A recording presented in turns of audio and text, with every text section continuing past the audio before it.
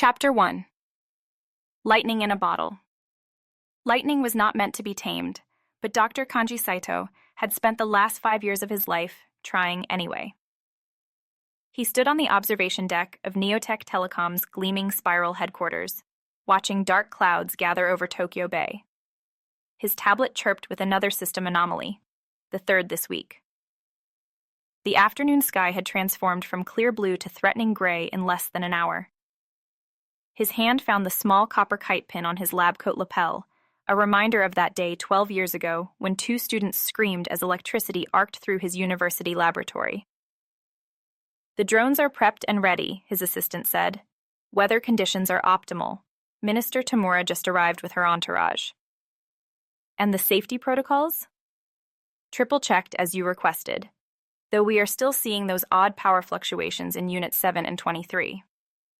Kanji's jaw tightened. "Check everything again, and run a deep diagnostic on those units." The observation deck hummed with tension. Corporate executives in tailored suits circled like sharks, while board member Tanaka openly questioned the demonstration's timing to anyone who would listen. Government officials and international journalists gathered in clusters, their whispers carrying across marble floors. Minister Reiko Tamura approached, her dark suit a slash of authority against the storm-darkened windows. "Dr. Saito, Japan awaits your miracle." "It is not a miracle, Minister. Just applied science and—" "Save the modesty for the technical journals," she interrupted, her smile sharp as a blade. "Today we show the world that Japan leads the future." She lowered her voice. "The Prime Minister himself is watching the live stream. The demonstration is about safety, not spectacle. Project Raijin exists to protect infrastructure, not to—" "Of course," she cut in, checking her watch. "But perception shapes reality, Doctor. When those drones channel lightning away from our skyscrapers, the world will not just see safety technology, they will see power." Before Kanji could respond, Tamura's earpiece blinked. She touched it discreetly. "Excuse me, security matters." His tablet chimed again, wind patterns shifting unpredictably. The memory of scorched walls and burning ozone flooded back. His professor's words echoed. "Your ambition outpaced your caution, Saito." "Dr. Saito!" Neotech Telecom's chief executive officer, Hiroshi Nakamura, beckoned him toward a wall of cameras. As flashbulbs popped, Kanji caught sight of her. Nami Shimada, partially hidden behind a decorative plant. Though her hair was shorter and darker, he would know those eyes anywhere. Eyes that once looked at him with love, now filled with determination and reproach.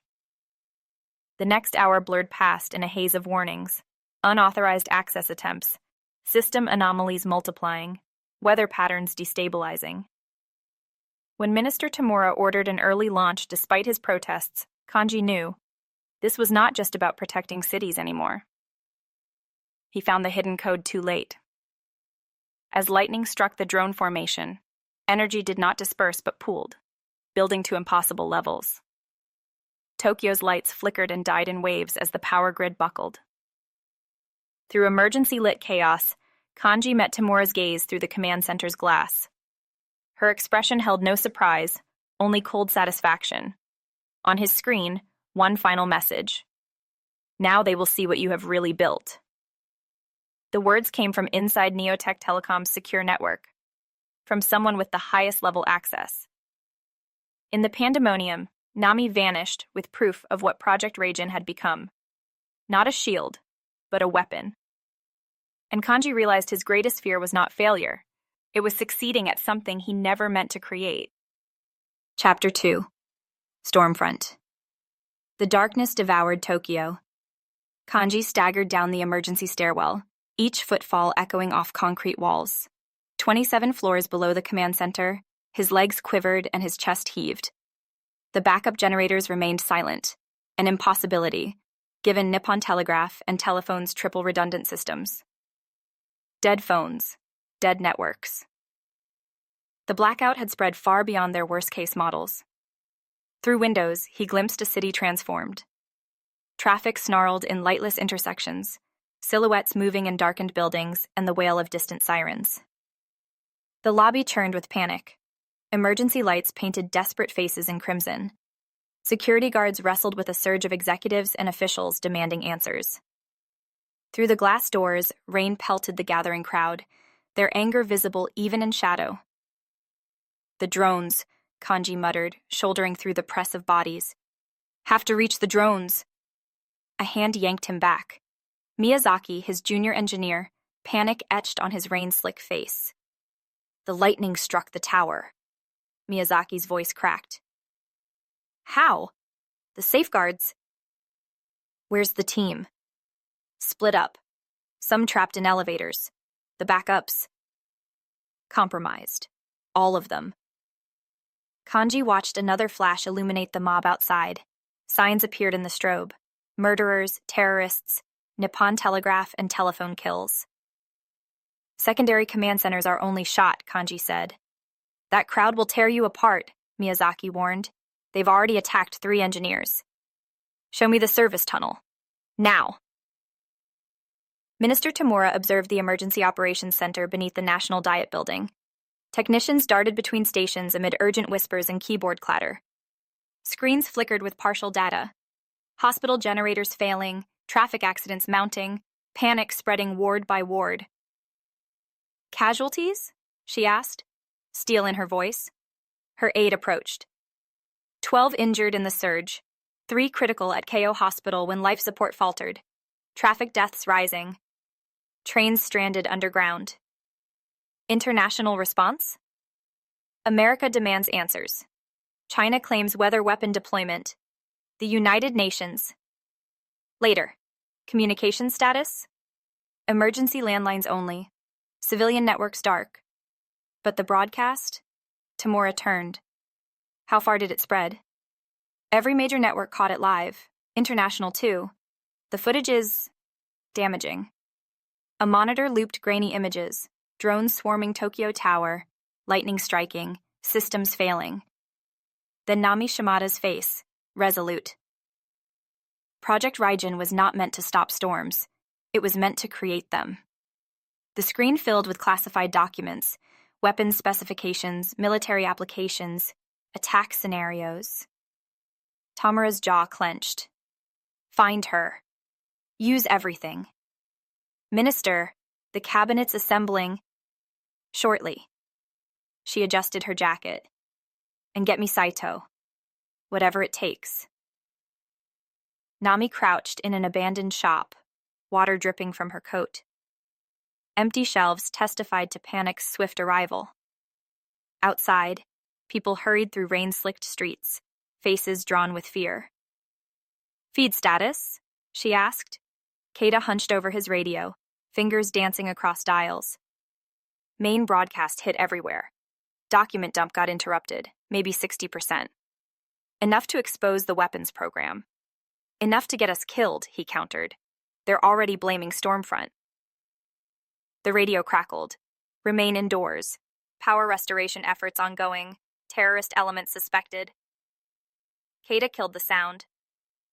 Kasumi and Toru are still dark. Secure channels compromised. Nami traced her lightning tattoo. They knew we were coming. Or wanted us to come, Keita whispered. Create chaos, blame activists, justify force? A crash from storage sent them diving for cover. Nami raised her taser as the door swung wide. Don't shoot, a voice rasped. Kanji emerged, soaked and haggard. How did you find us? Nami demanded. Accident. His eyes swept their equipment. Though I'm not shocked to find you in the storm. We didn't cause this. No, but someone did. Kanji stepped forward, freezing at Nami's raised taser. The drones are running blind up there. No human control. And someone else has the codes. Your precious fail-safes failed, Nami spat. They were sabotaged, like everything else. His voice hardened. Someone wanted chaos. Used your broadcast as cover. Why trust you? You built this nightmare, Keita interjected. Because right now, those drones are waiting for orders. Kanji met Nami's eyes. And we both know who is holding the leash. Nami lowered her weapon slightly. Tamura. The demonstration was bait, proof of concept for buyers. Lightning flashed outside. But there's more.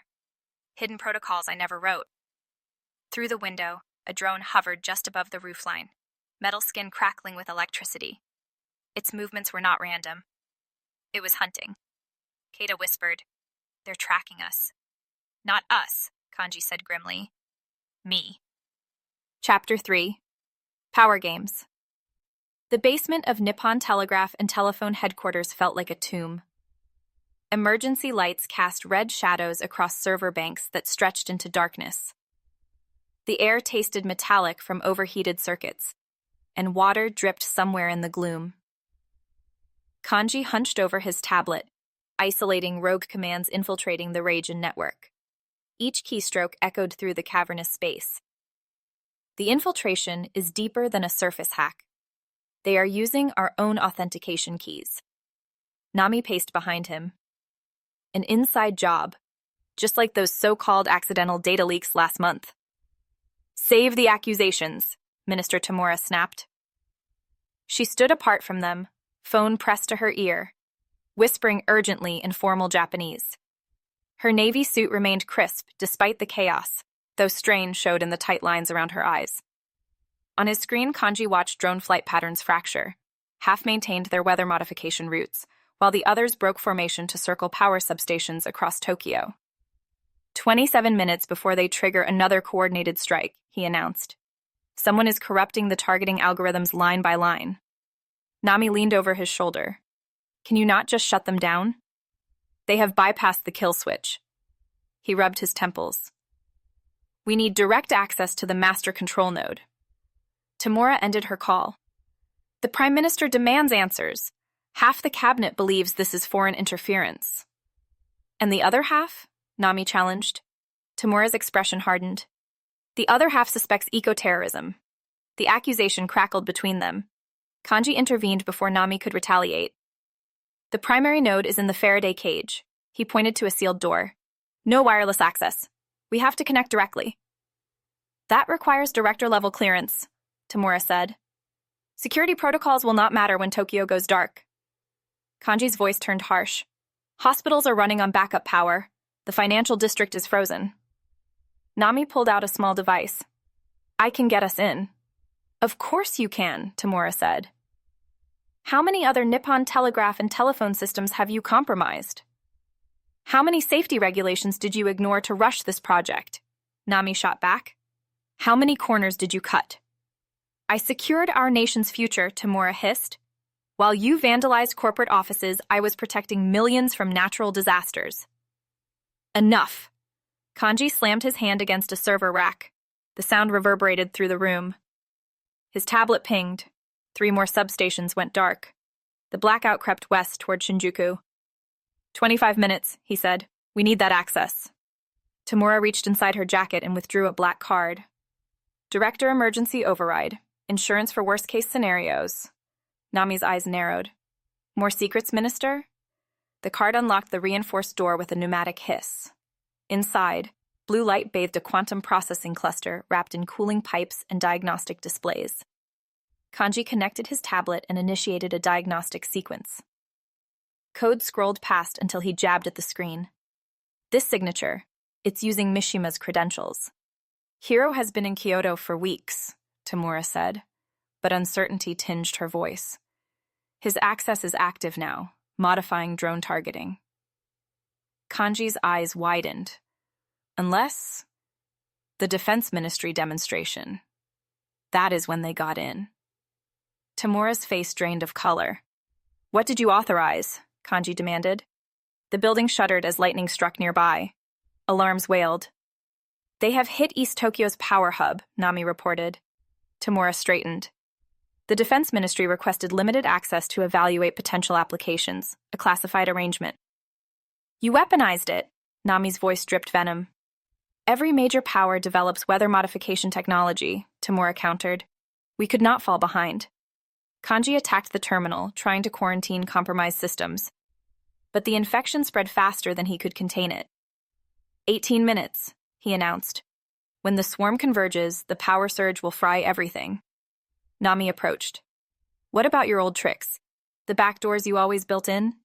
Their eyes met, weighted with history. That was years ago, he said quietly. But some habits do not change. I remember how you think. Tamura watched them intently. If you have options, Dr. Saito. Kanji nodded slowly. There is a master override, but I would have to expose core code through public channels. Absolutely not, Tamura ordered. That code is classified. The code will not matter if people die, Nami countered. Kanji turned to the terminal. I am doing it. I forbid it, Tamura stepped forward. As minister, you lost that authority when you militarized my research. Tamura reached for her phone, but Nami snatched it away. Thunder boomed overhead. The lights failed before backups engaged. 14 minutes. Kanji's fingers flew across the keys, broadcasting the override sequence. His legacy laid bare to the world. The drones began responding, returning to baseline programming. Tamura's phone buzzed. She read the message, fear breaking through her composure. Defense Ministry mobilizing. They think we are under attack. We are, Nami said. Just not by who they think. Most drones reset, but a handful remained rogue. Through the walls came helicopter rotors. Tamura straightened her jacket. I need to contain this. And hide your role in creating the vulnerability? Kanji asked. I will say what is needed to protect this country. Her gaze hardened. When this ends, there will be consequences. After she left, Nami moved closer. You trust her? No, but we need her cover while we find who is really pulling the strings. A message appeared on his tablet, routed through multiple proxies. Thank you for sharing, Dr. Saito. The missing pieces are now in place. Nami read it. Who sent that? Someone who just got exactly what they wanted. Lightning flashed as the remaining rogue drones converged on the city's central data exchange. The real threat was only beginning. Chapter 4. Fissures. The lightning scorched the night sky over Tokyo, illuminating the swarm of rogue drones converging on the central data exchange. Each flash revealed their sleek metallic bodies, moving with unnatural precision through the storm. Kanji's fingers flew across his tablet, tracing the digital signature of the anonymous message. He said, They are using our own encryption protocols. This came from inside Nippon Telegraph and Telephone. Nami leaned against the window, watching families hurry for shelter below. She replied, I warned you about this. Your precious company was compromised from the start. Not the company, Kanji muttered, enlarging a section of code. Just someone inside it. Look at this timestamp. Whoever sent this message accessed Raijin's core protocols at the exact moment I uploaded the defensive patch. A board member? Or someone with board-level clearance? His phone buzzed. Tamura wants to meet. Government safe house in Shibuya. It's a trap. Maybe, but she is as exposed as we are now. Kanji gathered his equipment, hesitating as another lightning bolt illuminated a mother clutching her child. His creation, meant to protect, now threatened everything. If she wanted us arrested, she had her chance. Rain pelted them as they ducked through back alleys. The blackout had fractured Tokyo. Some blocks plunged into darkness, while others blazed with emergency lighting. News helicopters circled overhead, documenting the chaos. Hideki Nakamura's voice crackled through Kanji's earpiece. Dr. Saito, emergency board meeting. Your absence is problematic. I am tracking the rogue drones, Kanji replied, signaling Nami forward. Have you secured the remaining units? 3 more just went offline. Their tracking chips were disabled before they vanished. Kanji stopped. That is impossible without board-level authorization codes. Yes. Nakamura's voice dropped. Director Yoshida is pushing to declare you a security risk. Claims you sabotaged the project. Yoshida? The man who had championed Raijin from day one, who had called it the future of clean energy. They reached the safe house above a convenience store. Tamura opened the door, her usual polish gone. Screens displayed news feeds, weather patterns, and drone tracking data. Director Yoshida has been selling Raijin's technology piece by piece, she said without preamble. Chinese firms, American contractors, private military companies. And you are just discovering this now? Nami's voice dripped with skepticism. Tamura's eyes flashed. I needed proof before accusing Japan's most powerful technology executive. But there is more. She hesitated. The Defense Ministry. We explored limited military applications, defensive only, with strict oversight. You weaponized it too, Kanji said quietly. The betrayal cut deep. To protect Japan's interests, weather manipulation technology will reshape global power. We could not let others gain that advantage. Her composure cracked. But Yoshida's made it worse. He is selling to anyone with deep pockets. Kanji's tablet pinged. A satellite feed showed an unnatural storm system forming over Tokyo Bay, perfectly symmetrical. That is not possible, he whispered. The drones cannot generate storms that large. They can now, Tamura said. Someone modified your design. On the screens, citizens packed evacuation centers. Emergency crews struggled against intensifying winds. A news anchor's voice shook as she reported another blackout zone. Kanji's phone rang. Yoshida himself. He put it on speaker. Progress requires sacrifice, Kanji, Yoshida said smoothly. Japan could never fully capitalize on Raijin's potential. Too many regulations, too much hesitation. While you profit from chaos, Nami spat. The technology exists. Better to control its distribution than pretend we can contain it. Thunder cracked overhead. Through the window, Kanji watched his creation spiral further out of control. He had dreamed of harnessing nature's power for good. Instead, he had handed that power to men who saw only weapons and profit. The lights died. In the emergency glow, Kanji made his choice. We need to reach the master control system, he said. Shut down every drone simultaneously. It will destroy the project completely, Tamura warned. Maybe it should be destroyed. Kanji met their eyes. Some forces were not meant to be controlled. They moved quickly, gathering equipment as the storm intensified. Outside, lightning struck in coordinated patterns, hurting the city toward catastrophe. The true cost of playing God was finally coming due. Chapter 5. Afterlight. The general's silhouette filled the doorway, his uniform pristine against the backdrop of Tokyo's chaos. Behind him, guards leveled their weapons with practiced precision. Step away from the terminal, General Takeda commanded, each word sharp as a blade. Kanji's hands trembled above the keyboard, one command away from destroying his life's work. Years of research, countless sleepless nights, and the promise of protecting millions all balanced on the edge of deletion. You do not understand what is happening, Kanji said, his voice hoarse. The system is compromised. I understand perfectly. Takeda advanced, emergency lights casting his features in stark relief. Project Raijin is Japan's future, our path to dominance. Nami shifted, placing herself between the guards and Kanji. It's nothing if Tokyo burns. Always the crusader, Miss Shimada. Takeda's lips curved without warmth. Your interference has become treason. Nakamura stepped forward. Sir, the drones are malfunctioning. The strikes grow stronger by the minute. We must shut down before... Before what? Takeda interrupted. Before we achieve true power? Weather control is not about prevention. It is about precision, targeted chaos. The truth crashed over Kanji like Arctic water. The military did not hack us. This was your endgame. Not originally, Takeda said. But opportunities present themselves. Minister Tamura is being managed. The demonstration continues.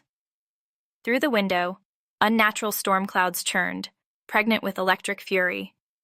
Each flash illuminated the city like a strobe, revealing glimpses of spreading devastation. You have corrupted everything I built. Kanji's words came out raw. Built? Takeda scoffed. You were a contractor solving a problem. The solution belongs to those who paid for it. Nami's eyes darted around the room, calculating angles and options. Kanji recognized her expression, the same look she wore before their riskiest college pranks. A guard shifted nervously. General, facility security is compromised. Takeda nodded. Choose now, Dr. Saito. Continue your work under military oversight, or join your friend in detention.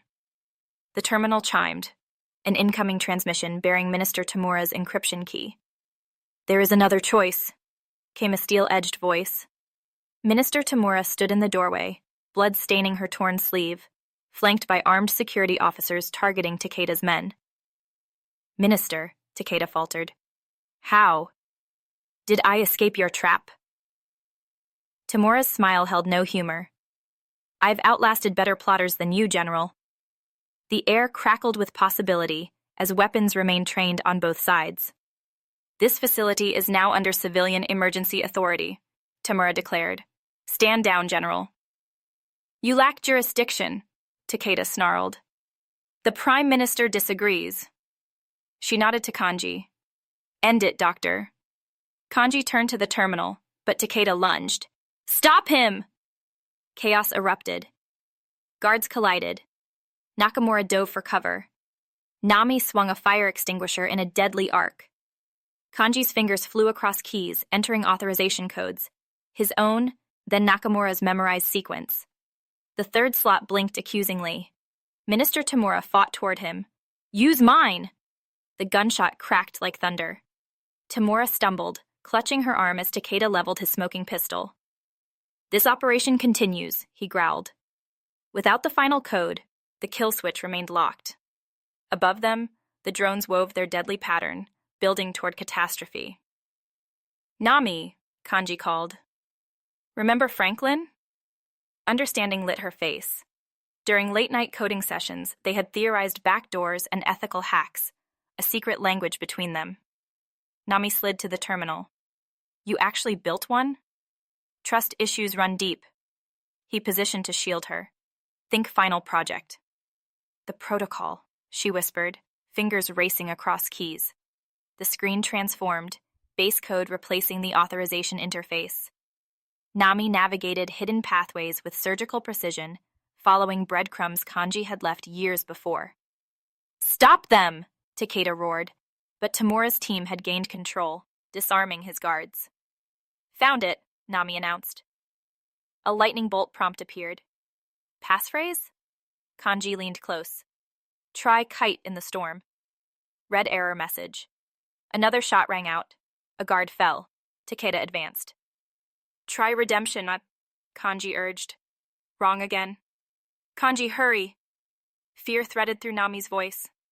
Outside, lightning hammered Tokyo Tower, its metal skeleton glowing with absorbed power. Takeda charged. You will destroy everything. The answer crystallized. Kanji's deepest fear since childhood. The truth he had hidden in the code. Uncontrollable, he whispered. Nami typed. Green confirmation. Initiate Franklin protocol? Yes. Enter. Takeda seized Kanji's collar. What have you done? The facility died. Servers, terminals, lights, all went dark. Through the window, they watched hundreds of drones descend in controlled shutdown. Their deadly dance ended. The artificial storm dispersed. Natural winds returned. Tokyo Tower stood scorched but unbowed. Takeda released Kanji, staring at dead screens. You have destroyed a national asset. I have saved thousands of lives, Kanji corrected, voice breaking. Tamura approached, arm bandaged, and prevented an international crisis. Weaponized weather control violates numerous treaties. The public will never know, Takeda said hollowly. They already do. Nami held up her phone, showing a live stream. The world watched you admit everything. Tamura nodded grimly, as they should. Outside, sunlight pierced the clouds. Emergency vehicles raced to address the damage. Shattered windows, overloaded systems, injured civilians. But the worst had been prevented. Kanji pressed his forehead against cool glass, watching his fallen drones litter the streets like broken dreams. His creation, his responsibility, his failure. What comes next? He asked the reflection. Investigations, hearings, reform, Tamura said, and rebuilding trust. Nami touched his shoulder. Together they watched Tokyo emerge from the shadow of their ambitions. It was beautiful, Kanji admitted. When it worked, like conducting nature's symphony. Beauty often masks danger, Nami said softly. That is how it blinds us. Tamura's phone buzzed. The Prime Minister wants statements. General Takeda is in custody. She paused. You'll both receive immunity, but perhaps consider new careers. Security arrived to escort them out. Walking through the darkened facility, Kanji felt hollow, yet somehow lighter. The weight of Raijin had lifted, leaving uncertainty in its wake. Outside, Tokyo was already recovering, as it had after countless natural disasters. Nature's fury could not be tamed, only respected, prepared for, endured. Was any of it worth it? Nami asked as they stepped into sunshine. Kanji watched a rescue helicopter pass overhead, its shadow crossing fallen drones being cleared from streets. We learned something vital, he said finally. Not how to control lightning, but why we never should have tried. She nodded. Some forces are not meant to be harnessed. No, Kanji agreed. Some forces exist to teach us humility. Above them, the sky continued to clear, wild, untamable, and perfectly beyond their reach. This story was inspired by the article, Faraday-caged Drone Triggers and Directs Lightning Strikes by Loz Blain, which was published on newatlas.com.